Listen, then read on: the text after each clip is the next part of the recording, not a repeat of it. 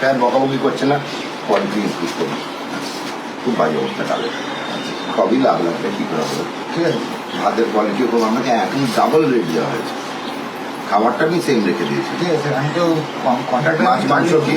হ্যাঁ হ্যাঁ, সকালবেলা ডিম দিই, দুপুরবেলায় মাছ দিই, রাত্রিবেলা আবার ডিম দিই। মাছের পিস দেখাতে পারবেন না, ডালের অবস্থা খুব খারাপ, ভাতের অবস্থা দিয়ে আপনি ইমপ্রুভ আপনার ওরা ডাবল রেট করে দিয়েছি। আমি খাবার নিজে টেস্ট করলাম, চালটাকে চেক করুন। আচ্ছা, সুপার সাহেব অল্টারনেট দিয়ে আপনি এখানে চেক করবেন।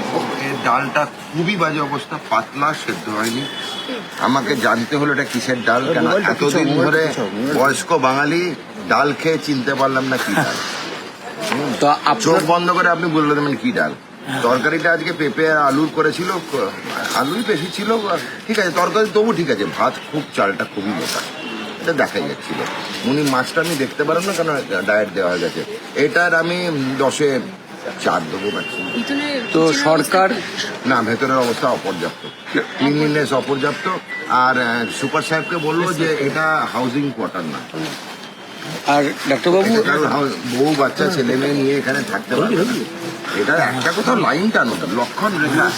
রামায়ণ পড়েছেন তো, রামায়ণে কি লেখা আছে যে লক্ষ্মণ রেখা, একটা লক্ষ্মণ রেখা তো টানতে হবে স্যার। ডক্টর রহমান, আপনি এখানে হাউজিং কোয়ার্টার করে ফেলেছেন, রান্নাঘরের মধ্যে সব বউ বাচ্চা নিয়ে ঘুমোচ্ছে, এটা তো করতে পারবো না। ঠিক আছে, আপনাকে 48 ঘন্টা সময় দিলাম, অনেকগুলো কাজ। আচ্ছা, আপনাকে 1 সপ্তাহ সময় দিলাম। প্রথমত জঙ্গল পরিষ্কার, এক এক করে বলি, জঙ্গল পরিষ্কার। 2 নম্বর, প্রতি 30 ফিটে একটা করে জেনারেল ওয়েস্ট বিন।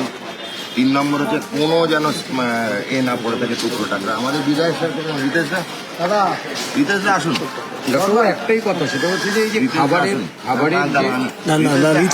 যেগুলো বলছি একটু শুনে নিন। এক হচ্ছে কিচেনের ভিতরে নোংরা, ওরা ফ্যামিলি নিয়ে থাকতে পারবে না, একটা সাইড করুক, ফ্যামিলিকে আলাদা সেগ্রেগেট করুক, ওরকম করে হয় না। কেন বাচ্চা ছেলে মেয়ে সব হয় না। আর খাবারের কোয়ালিটি ইমপ্রুভ, পুরো জঙ্গল সাফ, প্রত্যেকটা ড্রেন সাফ, প্রত্যেক 30 ফিট পর পর জেনারেল ওয়েস্ট বিন, স্ক্যাভেঞ্জিং লোক লাগলে আমাদের স্থানীয় বিধায়ক একবার দেখে নেবে। আর গদিগুলো পাল্টানো, ওপিডির জন্য যা যা ডাক্তারবাবু লাগবে আমাকে জানাবেন, আমরা পরিষেবা দেব। আর ইনডোরে কিন্তু আলো সবগুলো ইনডোর আউটডোর চেঞ্জ করে, ঠিক আছে।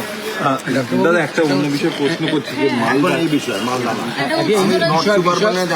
এটাই যে আপনি খাবারের মান নিয়ে বলছিলেন, মুখ্যমন্ত্রী বহুদিন আগেই খাবারের রোগী কল্যাণ কমিটির মাধ্যমে খাবারের যে দাম তা বাড়িয়ে দিয়েছে, ডাবল করে। তারপরেও মানে সরকারের নির্দেশ নেওয়ার পরেও সেখানে এখানে বহাল তবিয়ত আজকের দিন অবধি চলছিল কিভাবে? সেটা তো চলছিল। দেখুন, আমি প্রথম কাজটা যেটা করি, সব হাসপাতাল গিয়ে সবাই জানিয়ে পৌঁছাই, 7 দিন সময় দিই, তারপরে আমরা আছি। আমি একবার ছেড়ে দিয়ে যাচ্ছি না। আমার মহানুভবতাটা আমার দুর্বলতা নয়, কখনো ভাববেন আমি দুর্বল। কিন্তু একটা মানুষ, গরিব মানুষ, করে খাচ্ছে, ফ্যামিলি নিয়ে আছে, হট করে এলাম আর ওই গালাগালি দিলাম, বাজে ভাষায় কথা বললাম, ওটা আমি করি না। আমি প্রথমে বুঝিয়েছি কী কী অসুবিধা, তো বুঝিয়েছি, 7 দিন সময় দিয়েছি। আমাদের সুপার ডক্টর মিজবানুর রহমান স্যারকে দিয়েছি, স্থানীয় বিধায়ক আমার রিতেশ ভাই বা এই রিতেশ তিওয়ারি, উনি আমার সঙ্গে আছেন, সবাই অবগত আছে। রিতেশ দাই আমাকে নিয়ে এসছেন আজকে এখানে। আমি সব পরিদর্শন করলাম, কী কী কারেকশান বা ভুল তো শোধরানোর টাইম দিতে হবে, তো শোধরানোর টাইম দিয়েছি 7 দিন। জঙ্গল সাফ, প্রত্যেক 30 ফিটে একটা করে বিল। ড্রেনের অবস্থা খুব খারাপ, পরিষ্কার পরিচ্ছন্নতা প্রায় শূন্য বললেই হয়। খাবারের পরিমাণ ঠিক আছে, কোয়ালিটি খুব খারাপ।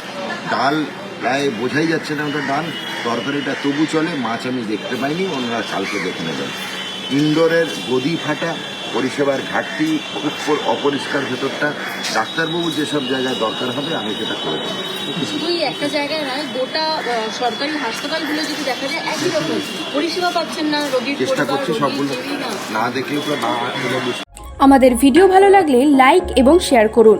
কমেন্ট সেকশনে গিয়ে জানান আপনাদের মতামত। আরও ভিডিও পেতে আমাদের চ্যানেল সাবস্ক্রাইব করুন এবং প্রতি মুহূর্তে খবরের আপডেট পেতে প্রেস করুন বেল আইকন।